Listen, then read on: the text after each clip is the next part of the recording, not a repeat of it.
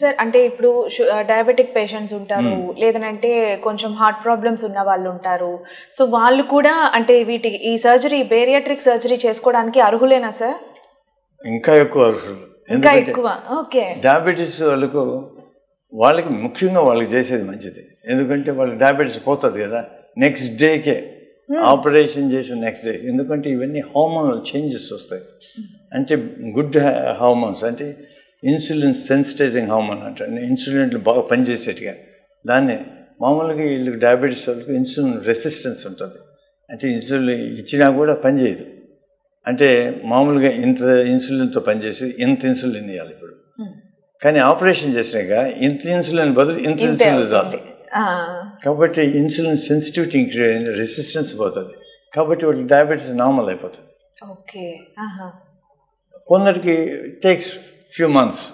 కాబట్టి మెజారిటీ ఏమంటే next day after the operation వాళ్ళకి అవసరమే లేదు ఈ ట్యాబ్లెట్లు ఇవన్నీ వదిలేదు. ఇంకా హార్ట్ ప్రాబ్లం అంటే హార్ట్ ప్రాబ్లం చెక్ చేస్తాం.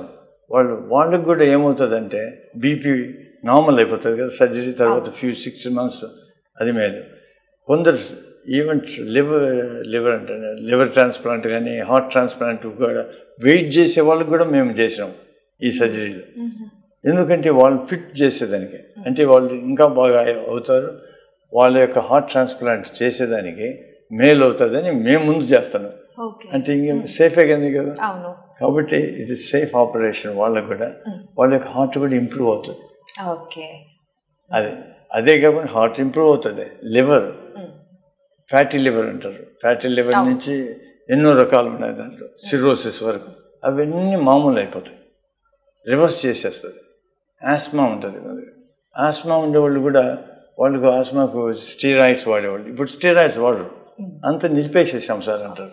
ఎప్పుడు వేసుకున్నామంటే ఇప్పుడు సార్ సంవత్సరం ముందు మీరు ఎప్పుడు చేసినారని అట్లా అయిపోతుంది. ఎన్నో ఉన్నాయి, ఉపయోగాలు ఉన్నాయి.